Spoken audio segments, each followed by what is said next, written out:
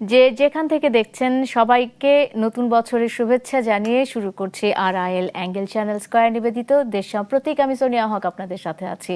দর্শক, আজকে আলোচনার বিষয় রেখেছি ইতিহাস, ঐতিহ্য ও আত্মপরিচয়ের লড়াই, এবং এই বিষয়টি নিয়ে কথা বলতে আজ আমার সাথে স্টুডিওতে যুক্ত হয়েছেন মুজাহিদুল ইসলাম সেলিম, রাজনীতি ব্যক্তিত্ব, এবং আছেন মফিদুল হক, লেখক ও গবেষক।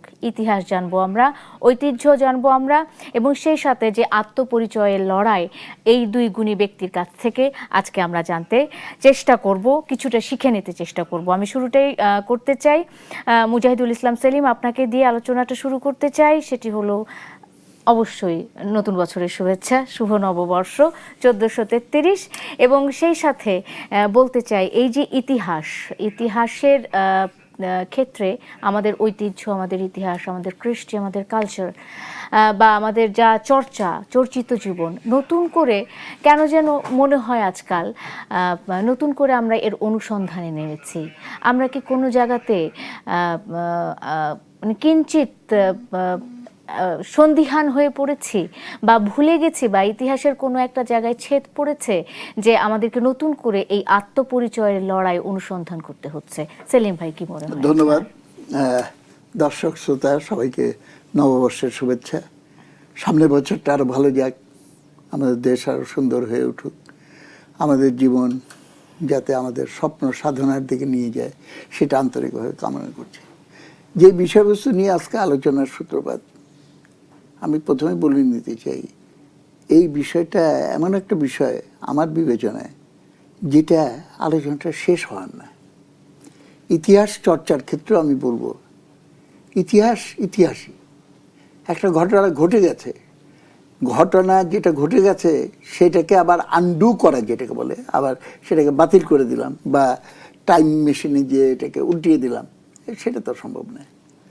যেটা হয়, ইতিহাসের ঘটনাগুলিকে আমি ব্যাখ্যা কিভাবে করব, সেইখানে হলো জোচ্চুরির আশ্রয় নেয় অনেকে স্বার্থান্বেষী হয়ে সেটাকে বিকৃত করে তার সুবিধা মতো সেটাকে ব্যাখ্যা করার চেষ্টা করে। কিন্তু ইতিহাস কিন্তু আমাদেরকে দেখিয়ে দেয় যে যতই চেষ্টা করুক, শেষ বিচারে ইতিহাসের তথ্যগুলো, ইতিহাসের প্রবণতাগুলো, সেটাকে কেউ নিজের মতো করে সাজাতে পারে না। ইতিহাস তার আপন শক্তিতেই আবির্ভূত হয়। তো যেহেতু ইতিহাসের ঘটনা বলি, ক্রমাগতভাবে আমরা যেটুক জানি, হয়তো দুইটা সত্য জানতাম না, তখন এটা আরেক ধরনের ইন্টারপ্রিটেশনে যেতে হচ্ছে, বা ইন্টারপ্রিটেশন যেটা আছে সেটার সঙ্গে নতুন একটা মাত্রা যোগ করতে হচ্ছে, কিংবা সাম্প্রতিক নানা ঘটনাবলীর ভেতর দিয়েও যেটা মনে হয়েছিল ইতিহাসের ওই ঘটনাটা কোনো প্রাসঙ্গিক গুরুত্ব নেই, এখন মনে হচ্ছে যে আসলেই তো এটা খুব গুরুত্বপূর্ণ ছিল।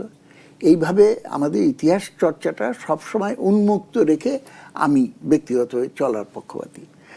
এবং একই কথা, যেহেতু ইতিহাসের ক্ষেত্রে আমি এটা বলছি, আমাদের ঐতিহ্য, সেই জায়গাটা তো সবাই আমরা দেখতে পাচ্ছি, এইটা ক্রমাগতভাবে কিন্তু নানা উপাদান এখানে যুক্ত হচ্ছে, আমাদের ভেতরের শক্তি থেকেও যুক্ত হচ্ছে, বাইরের উপাদানগুলো এসে যুক্ত হচ্ছে, এইটা দিয়ে কিন্তু ঐতিহ্য সৃষ্টি হয়। ঐতিহ্য নিয়ে কথা বলাটা খুব ডিফিকাল্ট, কেননা কখন ঘটনা বলি সমসাময়িকতা অতিক্রম করে এটা ঐতিহ্যে পরিণত হয়েছে, সেটা তো আরেকটু সময় না গেলে আপনি তো নিশ্চিতভাবে বলতে পারবেন না। শুধু এইগুলো নিয়েও আমাদের কিন্তু চর্চা হওয়া উচিত। সবচেয়ে ডিফিকাল্ট জায়গাটা হলো আত্মপরিচয়ের জায়গাটা, এবং সেটা কোনটা আমাদের আত্মপরিচয়। এখন এইখানে আমাদের বুঝতে হবে, বা আমার মতে হলে এই, প্রত্যেকটা মানুষের একাধিক পরিচয় থাকে, আইডেন্টিটি।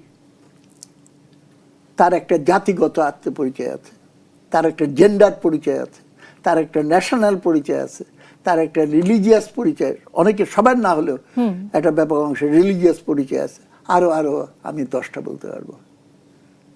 বা আমরা মার্কসিস্টরা মনে করি সব পরিচয়ই মূল্যবান, কিন্তু সব পরিচয় আলটিমেটলি শ্রেণী পরিচয় দ্বারা নির্ধারিত হয়।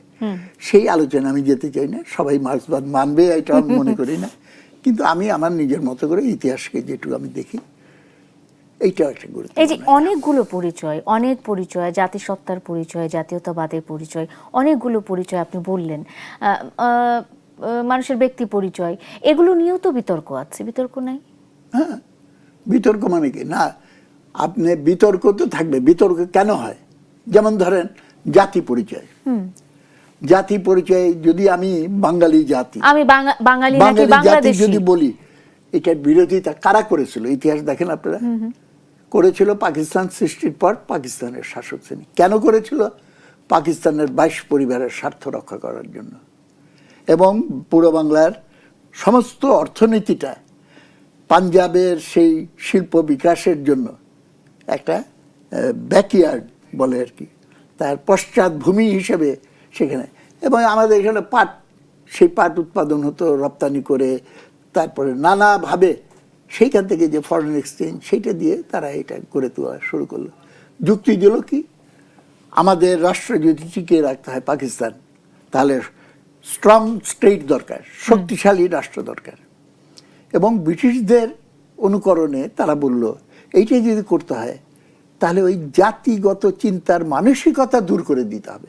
ওর জন্য বাংলা ভাষায় কথা বলা চলবে না, ওর জন্য রবীন্দ্রসঙ্গীত গাওয়া চলবে না। দেখেন একের পর এক জিনিস। এই যে সংস্কৃতি কিংবা আমাদের ঐতিহ্য, আমাদের যে কালচার, সবকিছু মিলিয়ে যদি বলতে চাই, সেই সব জায়গায় এক ধরনের তকমা লাগিয়ে দেওয়া। যেমন রবীন্দ্রসঙ্গীত মানে হচ্ছে হিন্দুয়ানি সঙ্গীত, কিংবা জাতীয় সঙ্গীতেও এখন হিন্দুয়ানি অনেকখানি বলা হচ্ছিল, সেটি নিয়েও প্রশ্ন উঠেছে। আমি একটু মফিদুল হকের কাছে যেতে চাই, স্যারের কাছে যেতে চাই, জানতে চাই এই যে আমরা উৎসব পার্বণ বিভিন্ন আয়োজন আমরা দেখতে পাচ্ছি, সেক্ষেত্রে আমরা ইতিহাস, ঐতিহ্য কিংবা আত্মপরিচয়ের লড়াই নিয়ে নতুন করে একটা বিতর্কের মুখোমুখি হচ্ছে। কিন্তু আমার কাছে প্রথমেই প্রশ্ন যেটি জাগে সেটি হলো যে এই যে উৎসবগুলো আমরা পালন করছি, এগুলো আমরা কতটুকু ধারণ করে পালন করছি? মানে পয়লা বৈশাখ, এটা কি শুধুই লাল সাদা পোশাকের মধ্যে সীমাবদ্ধ থাকলো কিনা? কিংবা আমরা যদি 21শে ফেব্রুয়ারির কথা বলি, সেটি শুধু কি কালোর মধ্যে সীমাবদ্ধ থাকবে? মানে আমাদের আয়োজনগুলো, উৎসবগুলো শুধুই পোশাকই হয়ে যাচ্ছে এমনটাই, মানে আমরা ধারণ করছি না। কিন্তু আপনার কি মনে হয় মফিদুল হক? দেখুন, যেটা মূল প্রশ্নটা আপনি তুললেন যে একটা আত্মপরিচয়ের সংকট, এই সংকটটা কিন্তু মানে বলা যায় যে 20 শতকেই একটা মানে ধর্ম এবং জাতিসত্তা এই দুটোর মধ্যে একটা বিরোধ তৈরি করা, আর আবার কতগুলো গোষ্ঠী তৈরি করা ধর্মকে কেন্দ্র করে, যেটাকে নিয়ে আবার জাতিসত্তার সঙ্গে একটা সংঘাত তৈরি করা, এই ধারাটা চলেছে। 47 সালের যে পাকিস্তান, সেটাও একটা ঘটনা, সেটা মুজাহিদ ইসলাম সেলিম বললেন। এখন আপনি যে জায়গাটায় আসছেন, যে আমরা কিন্তু এই আত্মপরিচয় নিয়ে যে সংকটটা, এই সংকটটা কিন্তু মোচন করেছি 71-এর মুক্তিযুদ্ধে, যে আমরা শোষিত হয়েছি এবং এই শোষণটা ওরা চাপিয়ে দিয়েছে ধর্মের নামে। আর ধর্মের নামে আমার জাতিসত্তাকে অস্বীকার করার চেষ্টা করেছে। আর অস্বীকার করলে কি হবে? তখন হবে পাকিস্তান একটা এককেন্দ্রিক রাষ্ট্র, আর কেন্দ্র যেখানেই থাকুক সেই হচ্ছে সর্বেসর্বা করে এই পুরো বাংলার উপরে তারা ঔপনিবেশিক শোষণই চাপিয়ে দিয়েছিল। আর সেটার বিপরীতে আমার আত্মপরিচয়টাই কিন্তু আমাকে শক্তি জুগিয়েছে এই বিরাট শক্তির বিরুদ্ধে লড়াই করতে। 71-এও মুক্তিযুদ্ধে একটা বিপুল আত্মদান ঘটলো।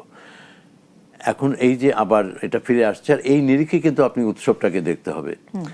একটা হচ্ছে যে জাতি পরিচয়টা এমন যে আপনি চাইলেই আপনার জাতি পরিচয়টা আপনি পাল্টে ফেলতে পারেন না। আপনি হয়তো অন্য দেশে নাগরিক হতে পারেন। এই যে এখন আজকে যে কানাডায় একজন বাংলাদেশি বংশোদ্ভূত পার্লামেন্টের সদস্য হয়েছেন, তিনি কি বাঙালি আছেন না তিনি কানাডিয়ান আছেন? আমরা তখন কি বলবো? যে বাংলাদেশি কানাডিয়ান বা বেঙ্গলি কানাডিয়ান। তো তার জাতিসত্তাটা পাল্টে যাচ্ছে না, জাতিসত্তাটার একটা পরিবর্তন ঘটছে। একবার আমাদের মনে আছে সৈয়দ শামসুল হক একটা ছোট লেখা লিখেছিলেন যে এটা কোনো জামা নয় যে আমি এটা খুলে আরেকটি পড়লাম। কিন্তু আবার আপনি দেখেন ধর্ম কিন্তু আপনি পাল্টাতে পারেন, এক ধর্ম থেকে আরেক ধর্ম। আপনি খ্রিস্টান ধর্ম থেকে ইসলাম ধর্মান্তরিত হওয়া যায়, সেটার মধ্যে কিন্তু কোনো সমস্যা নেই।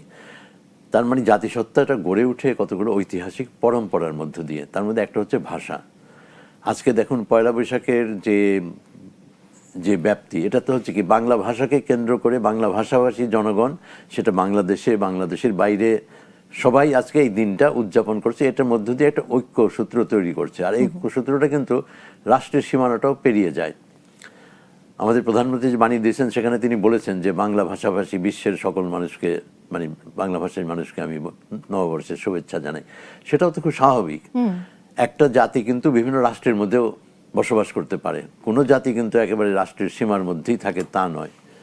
তো এই সহজ বিষয়গুলোকে কিন্তু জটিল করা হয় যখন এটার মধ্যে রাজনৈতিক ভেদ বুদ্ধিগুলোকে, আর রাজনৈতিক ভেদ বুদ্ধিটা, রাজনৈতিক দ্বন্দ্ব থাকবে কিন্তু ভেদ বুদ্ধিটা গ্রহণ করে অপরের বিরুদ্ধে সংঘাত এবং হিংসা উৎপাদন করা। আপনি যে কথাগুলো বললেন এই প্রত্যেকটা কথার মধ্যে কিন্তু একটা আঘাত করার আছে। জাতীয় সঙ্গীত হিন্দুয়ানি, এর মধ্যে কিন্তু একটা অপরকে চিহ্নিত করা হচ্ছে, অর্থাৎ হিন্দু হচ্ছে শত্রু, আমি সেই শত্রুর কোনো কিছু গ্রহণ করব না। মঙ্গল শোভাযাত্রা হিন্দুয়ানি, মানে একটা একটা একটা একটা বলের মধ্যে ফেলে দেওয়ার হ্যাঁ চেষ্টা। একটা ফেলে দেওয়া হচ্ছে এবং সেইখানে একটা ধর্মকে কেন্দ্র করে কিন্তু বিরোধটা তৈরি করা হচ্ছে, অথচ জাতি এবং ধর্মের মধ্যে কোনো বিরোধ নেই। ইসলাম ধর্মে তো কত জাতির মানুষ এই ইসলামের ছায়াতলে আছে, সে কি তার জাতিসত্তা বিসর্জন দিচ্ছে? আপনি মানে এবং সেইখানে একটা বড় দিক তৈরি হয় ভাষাভিত্তিক। এখন আরবি ভাষাভাষী জনগোষ্ঠী, ফার্সি ভাষাভাষী জনগোষ্ঠী বা অন্যান্য, তারা তো তাদের এই ভাষাগত পরিচয়টা তো তাদের থাকছে, তার সঙ্গে ধর্মটা থাকছে। তো এই যে আমরা যে এটা বুঝতে হবে যে আমরা যখন এটা করি তার মানে হচ্ছে আমরা এটা করার পেছনে একটা অন্য উদ্দেশ্য আছে, যেটা সেলিম বললেন যে একটা হচ্ছে বড় রকম একটা অর্থনৈতিক, যে অর্থনীতি সমাজটাকে চালায় সেখানে হচ্ছে যারা আধিপত্য বিস্তার করতে চায়, রাজনৈতিক আধিপত্য বিস্তার করতে চায়। তো সেইটার মধ্য থেকে এটা আসে যখন, তখন যখন আমরা উৎসবটা পালন করি, উৎসব কিন্তু একটা সার্বজনীনতার দিকে আমাকে নিয়ে যায়। আমি যেভাবে পালন করি, আমি এই এত তত্ত্ব এত কিছু দরকার নেই, কিন্তু আমি যখন একটা গানের আসরে আমি সমবেত হচ্ছি বা একটা মেলায় আমি যখন যাচ্ছি, আরও বহু মানুষ সেখানে আছে, আমি একটা নৈকট্য অনুভব করি। আমি একটা পোশাক পরলাম, তার মধ্যে আমি একটা লাল সাদার একটা বৈশাখের রঙের একটা প্রতিফলন করলাম, আমি আরও অনেককে পাচ্ছি সেই রকম। তো ফলে এই যে সমাজের মধ্যে যে ঐক্যসূত্র দরকার, সেখানে জাতি তো একটা বড় ঐক্যসূত্র। এই জাতির ঐক্যসূত্রটা আমি উৎসবের মধ্যে দিয়ে আমি নানাভাবে আমি প্রতিফলিত হতে দেখি। নতুনভাবে এখন আসে, নতুন গান হচ্ছে, নতুন ফ্যাশন হচ্ছে, নতুনভাবে বৈশাখকে আবার এই উৎসবটা যখন করতে যাওয়া হয় তখন কিন্তু কতগুলো প্রশ্ন চলে আসে, আত্মপরিচয়ের প্রশ্নটা কিন্তু চলে আসে। তখন কিন্তু ইতিহাসটাও খোঁজ করা হয়। তখন কি হয় যে পোশাকে যেমন, ভূষণে যেমন, খাদ্যাভ্যাসেও আমরা খুঁজি পরিবর্তন কিন্তু হচ্ছে। আগে কিন্তু খাদ্যটা কিন্তু এত বড়ভাবে এগুলোতে পরিবর্তন হচ্ছে, কিন্তু এই যে ধারণ করার যে বিষয়টা সেটা কি করছি? মানে আমি এখন পর্যন্ত, মানে আমি আজকে সারাদিন সামাজিক যোগাযোগ মাধ্যমে আমি ঠিক করেছি যে আজকে যতখানি পারি আমি ইংরেজি শব্দ কম ব্যবহার করব।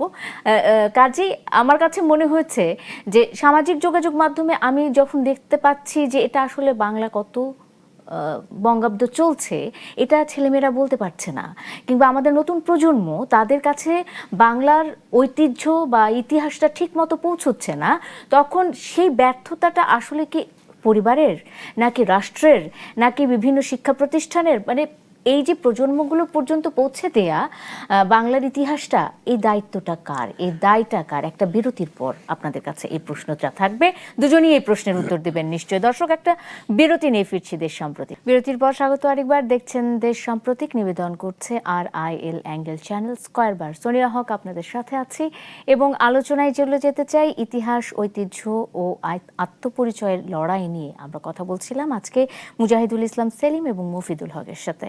আমরা আবারও আলোচনায় ফিরে যেতে চাই। এই অংশে মুজাহিদুল ইসলাম সেলিম, আপনাকে যুক্ত করতে চাই।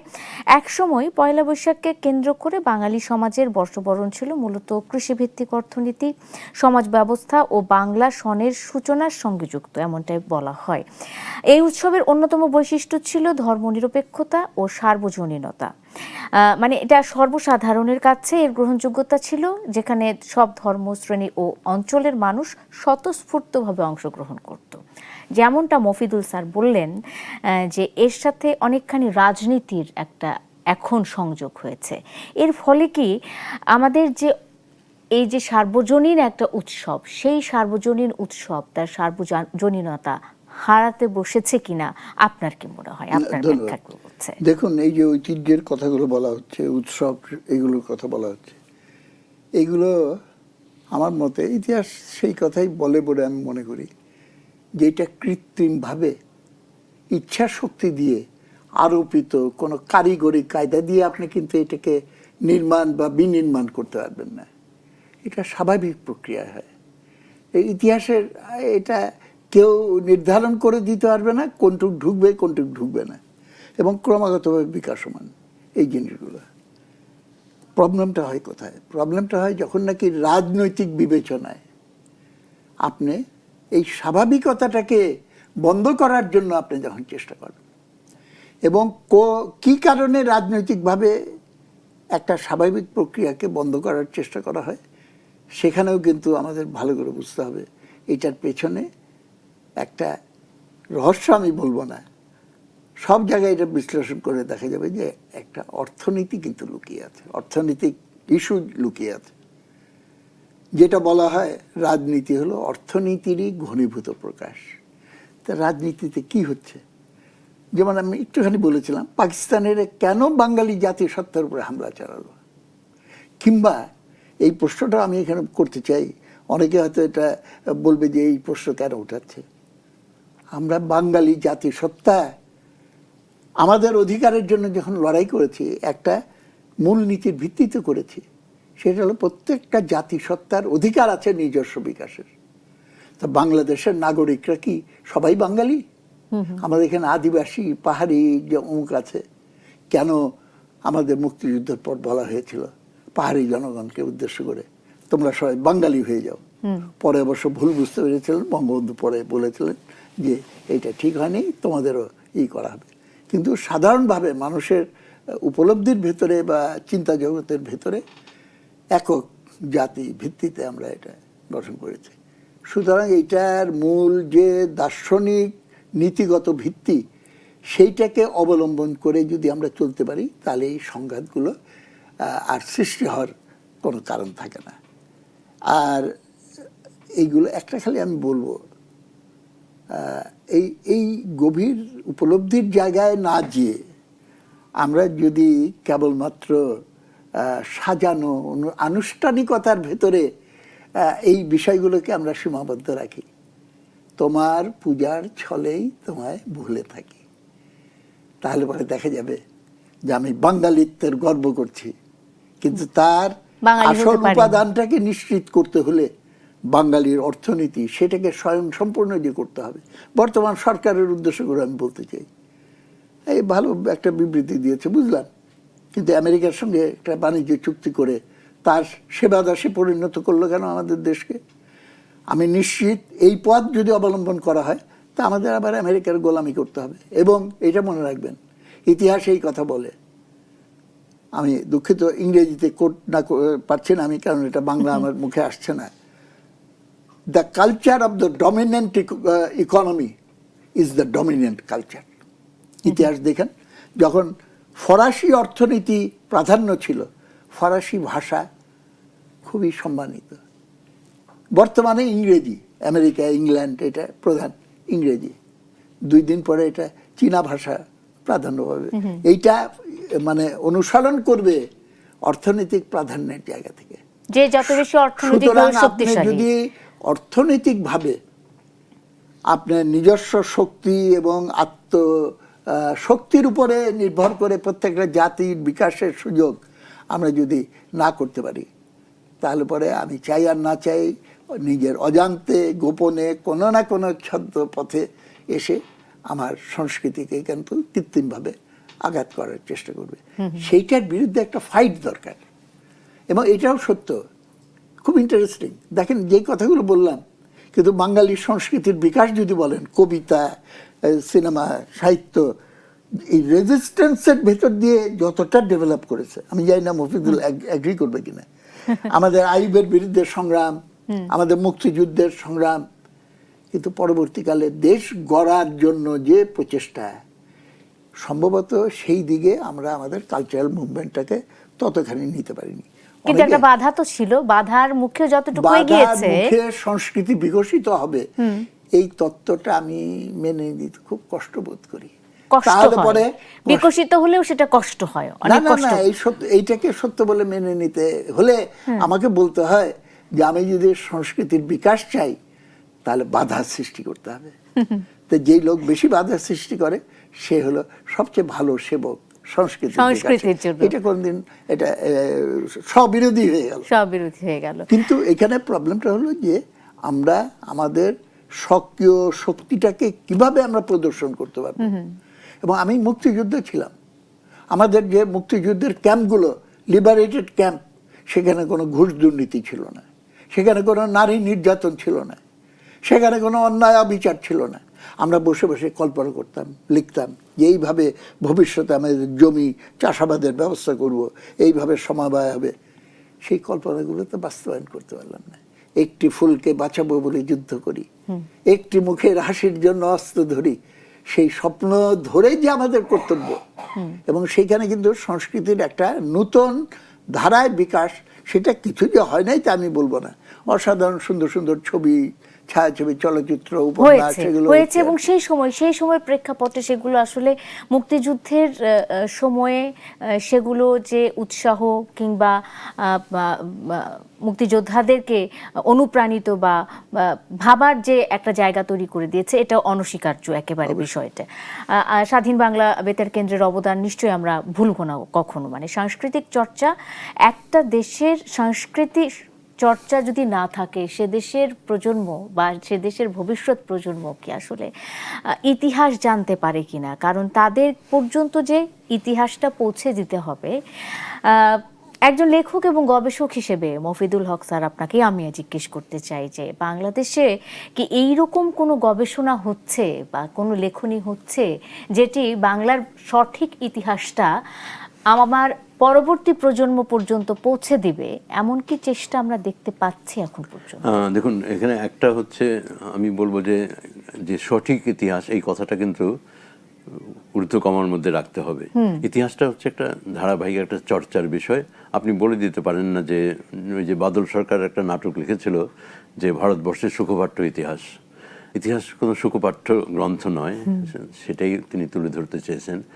এখন একটা হচ্ছে যে আমরা কিন্তু ইতিহাসে বসবাস করছি, আর যেটা মূল আলোচনাটা যে ঐতিহ্যের পরম্পরা, তার সঙ্গে আত্মপরিচয়, এইগুলো নিয়েই তো একটা জাতিসত্তাটা গড়ে ওঠে। আর এই জাতিসত্তাটার মূল বিষয় হচ্ছে, জাতিসত্তাটা তো হচ্ছে ভিত্তি, কিন্তু জাতিসত্তাটা সমাধান নয়। এই জাতিসত্তার যে ভিত্তি, তার সঙ্গে চলে আসে জাতীয় অধিকার, জাতীয় মুক্তি, এই দুটো প্রশ্ন। এবং এই প্রশ্নটা নিয়েই কিন্তু আমার মুক্তিযুদ্ধটা হয়েছে। অধিকার নিয়ে শুরু হয়েছে, মুক্তিতে মানে অন্তত রাজনৈতিক মুক্তিটা অবশ্যই আমাকে অর্জন করতে হবে। শোষণের কাঠামো, ঔপনিবেশিক কাঠামোটা আমরা তখন ভেঙে দিয়েছি, দিয়ে রাষ্ট্র হিসাবে আমরা আবির্ভূত হয়েছি। তারপরে যে দায়িত্বের কথা বলছে, যেটা মুজাহিদুল ইসলাম সেলিম একটু বললেন, সেইখানে আমরা এখন যেটা দেখা যাচ্ছে যে শুরুতেও আপনি বলেছেন, আমরা আবার ওই পুরনো বিতর্কের আবর্তে আবার যেন পড়ে যাচ্ছি। তো সেখান থেকে তো আমাদের তো বের হওয়ার পথটা তো আমরা ইতিহাস থেকেই আমরা শিক্ষা নেব, এবং এই ইতিহাস থেকে শিক্ষা কিন্তু মানুষও গ্রহণ করে। আমরা অনেক সময় হয়তো সেটা ওইভাবে মনে করি যে কেবল বই লিখলে, গবেষণা করলে এটা হবে। এই যে আন্দোলনটা যখন হচ্ছিল, যে 60 দশক থেকে যেটা শুরু হলো, 69-70 গিয়ে একটা স্লোগান কিন্তু তখন চলে আসলো রাজপথে, তোমার আমার ঠিকানা পদ্মা, মেঘনা, যমুনা। কে তৈরি করেছে এই স্লোগানটা? কোনো রাজনৈতিক দল কেউ দাবি করতে পারবে না যেটা আমার করা। এটা কিন্তু মানুষের ভেতর থেকে উঠে এসছে। তার মানে যেটাকে আমরা বলি যে একটা জনজ্ঞান বা জন উপলব্ধি, সেটাও কিন্তু সমাজে থাকে। সবাই যে একেবারে অধ্যাপক হবে এবং গ্রন্থকিট হবে তা নয়। আর এই কথাটার মধ্যে দেখুন, তোমার আমার ঠিকানা যখন বলা হয়, পদ্মা, মেঘনা, যমুনা, তার মানে একটা নদীবাহিত দেশ। ভূগোলও তো একটা প্রভাব তৈরি করে এই জাতিসত্তার বিকাশে। তার অর্থনীতি, তার ভাষাটা হচ্ছে ভিত্তি, নৃতাত্ত্বিক পরিচয়টাও একটা ভিত্তি, তার সঙ্গে এগুলো যুক্ত হয়। আমরা প্রত্যেকেই কিন্তু কোনো না কোনো নদীর সঙ্গে সম্পর্কিত। যে যদি বলা হয় দেশ কোথায়, বাড়ি কোথায়, তারপরে যে প্রত্যেকে দেখা যাবে যে সে কোনো একটা নদীর ধারে, নদীর সঙ্গে তার একটা যুক্ততা। তো এই যে স্লোগান, তো এটা হচ্ছে যে এই যে মানে সামষ্টিক উপলব্ধির যে জায়গাটা, এটাকে পরিপুষ্ট করে গবেষণা, সংস্কৃতি চর্চা, আরও নানা রকম জীবন চর্চা। সেখানে উৎসবও কিন্তু আমি বলবো যে সেখানে একটা বড় ভূমিকা পালন করে। আর এখন সেই ভূমিকাটা কিন্তু একটা ইঙ্গিত দেয়, কিন্তু এখন যোগসূত্রটা কীভাবে হবে, নতুন প্রজন্মের সঙ্গে যোগসূত্রটা কীভাবে হবে। আমার মনে হয় যে একটা বড় বিষয় কি, যে এই উৎসবে যখন সে সামিল হয়, তখন সে যেই প্রতীকগুলোকে সে গ্রহণ করে, যেটাকে সে বাঙালিত্ব হিসেবে গ্রহণ, এটা তাকে যুক্ততা তৈরি করে দেয়। তারপরে সে তো জীবনের বিকাশে তো সে অনেকভাবে যাবে, কিন্তু এই যুক্ততাটা খুব গুরুত্বপূর্ণ। তা না হলে সে হবে কি ভুঁইফোড় হয়ে যাবে। এই যে ফলে আমি বলবো যে উৎসবটা খুবই গুরুত্বপূর্ণ, কিন্তু উৎসবটাই যে একটা মানে তাকে যে একেবারে সব কিছুর মধ্যে নিয়ে যাবে তা না, সেইখানে শিক্ষাটা একটা বড় বিষয়। যেটা বলছিলাম যে এই যে আমাদের নতুন প্রজন্মকে বা পরবর্তী প্রজন্ম যারা বড় হচ্ছে, এদেরকে আমরা বাংলার যে ইতিহাস, সেই ইতিহাসটা সম্পর্কে সচেতন করতে পারছি না বা জানাতে পারছি না। স্কুলগুলো তাদের দায়িত্ব পালন করছে কিনা, বাবা মা তাদের দায়িত্ব পালন করছে কিনা, রাষ্ট্র দায়িত্ব সবচেয়ে বেশি, সেটি মানে সেই চর্চাটা হচ্ছে কিনা, এই মানে তারা যে শিখছে না, এই দায়টা আসলে কার? না, শিখছে না আবার শিখছেও, আমি দুটোই মানে আমি এরকম নাকচ করে দেব না।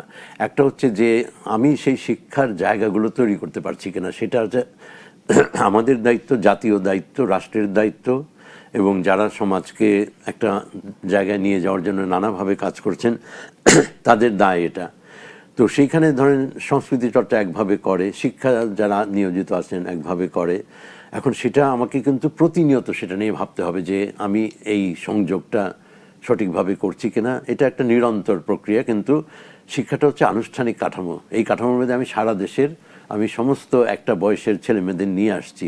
সেখানে দেখুন আমাদের কত রকম, সেখানে ইংরেজ মাধ্যম, বাংলা মাধ্যম, মাদ্রাসা শিক্ষা, তারপরে হচ্ছে এই এখন তো এই অক্সফোর্ড, কেমব্রিজ বা আরও নানা রকম বিষয় চলে আসছে, আন্তর্জাতিক একটা নানা অভিঘাত। তো সেইখানে আমার কোনো জাতীয় নীতি নেই। তো এটা তো একটা খুব বড় একটা আমার, তারপরে জাতীয় ঐক্যও নেই। বা কেউ দেখবেন এখন পরিবারগুলো কি হয়েছে, এখন শিক্ষার সঙ্গে তো জাগতিক সাফল্যটাও আবার খুব যুক্ত হয়ে যাচ্ছে। ফলে তখন পরিবারগুলো হয়তো একটা বাঙালিয়ানার মধ্যে আছে, কিন্তু সন্তানদের হয়তো ইংরেজিতে, তারা বাংলা চর্চায় নেই। একেবারে যদি মানে বড়ভাবে দেখা হয় তাহলে বাংলা ভাষা চর্চাটাই যদি দেখেন, যে এই ভাষা চর্চাটার মধ্যে কিন্তু অবহেলা, অনাদর, যে মানে শামসুর রহমান যে লিখেছিলেন বর্ণমালা, দুঃখিনী বর্ণমালা, আমরা তো দুঃখিনী বর্ণমালা করে ফেলছি। এত ভাষা আন্দোলন নিয়ে গৌরব করি, আবার এদিকে ভাষা নিয়ে আমি যত্নশীল না, ভাষার প্রতি শ্রদ্ধাশীল না। তো ফলে আমার কিন্তু এই যে আমি যদি তাকাই তাহলে দেখব যে আমি যখনই এই কথাগুলো বলছি, এই কথাগুলোর সঙ্গে কিন্তু অনেক দায়বদ্ধতা চলে আসছে। আমি ওটা অনেক বড় জায়গা, কিন্তু এই দায়বদ্ধতাটা আমি কিভাবে আমি মেটাবো, সেটার প্রশ্নটা কিন্তু আমি বলবো যে বৈশাখী উৎসব আয়োজনের মধ্য দিয়ে খুবই ভালো লাগছে যে আজকে এই প্রশ্নটা উঠে এসছে। আসলে এটাই প্রশ্ন। আনন্দ তো অবশ্যই আমরা করব, আর আনন্দ যদি মানে ওই অর্থে ধরেন, আনন্দ কিন্তু তখনই পরিপূর্ণ হয় যখন আনন্দটা একটা পরিপূর্ণ জীবন বিকাশের অংশ হয়ে যায়। এটা আমোদ ফুর্তি না কিন্তু। এখন আমরা যদি এটাকে আমোদ ফুর্তিতে রাখি তাহলে একরকম, আর আমরা যদি এটা আনন্দ সেই বৃহত্তর অর্থে ধরি তাহলে সেটা আরেক অর্থ। তো সেইটা আমি কিভাবে করছি, এটা পরিবারেরও প্রশ্ন একটা। আমি পরিবারের মধ্যে কিভাবে এটা চর্চা করছি, এটা শিক্ষার প্রশ্ন, এটা আরও চারপাশের সমাজের প্রশ্ন। আমি একটা শিশুর বিকাশে যে কেবল পুঁথিগত বিদ্যার মধ্যে নিব তা না, আমি তাকে নানা রকম চর্চার মধ্যে নিব। অনেকগুলো প্রশ্ন থেকে যায়। আমি নিশ্চয়ই এর পরের অংশে এসে অনেকগুলো প্রশ্নের সেই কিছুটা হলেও আপনাদের কাছে জানতে চাইবো। দর্শক, আরেকটা বিরতি নিয়ে ফিরছে দেশ সম্প্রতিকের সঙ্গে থাকুন, ফিরছে এখন। আমি শুরুটাই করতে চাই মুজাহিদুল ইসলাম সেলিম আপনাকে দিয়ে, সেটি হলো যে ইতিহাস, ঐতিহ্য এবং আত্মপরিচয়ের যে লড়াইয়ের কথা আমরা বলছি, সেখানে হেরে যাওয়ার কোনো প্রশ্নই ওঠে না। সমাধান আমাদেরকে খুঁজতে হবে এর মধ্যে থেকেই। আপনি কোনো সমাধান দেখেন কিনা? না, আমি মনে করি যে এটা এমন একটা প্রশ্ন, দুইটা খালি কথা আমি বলবো। একটা হলো সংস্কৃতি, ঐতিহ্যটা এটা কোনো সমাজের একটা অংশ দ্বারা নির্মিত হতে পারে না। আমরা যেন এরকম ভ্রান্তির ভেতরে না যাই যে শহরের মধ্যবিত্তরা যে উৎসব আনন্দ করবে ওইটাই ভিত্তি হবে। ভিত্তিটা হয়েছে আগাগোড়াই হলো সাধারণ নাগরিকদের, শ্রমজীবী মানুষের, গ্রামের, শহরের, তারা যেটাকে তাদের জীবনের অংশ হিসেবে গ্রহণ করবে সেটা। দ্বিতীয় যে কথাটা বলে আমি শেষ করতে চাই, আমাদের যেটা মনোনিবেশ করা দরকার, একটা জিনিস যেন আমরা ভুলে না যাই।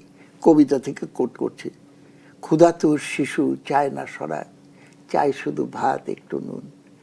প্রত্যেকটা মানুষের ইহলৌকিক জীবনের সমস্যার সমাধানের পথ করে দিতে পারলেই উন্মুক্তভাবে সংস্কৃতির বিকাশ, সেইটার পথ তৈরি করা যাবে। অসংখ্য ধন্যবাদ মফিদুল হক স্যার।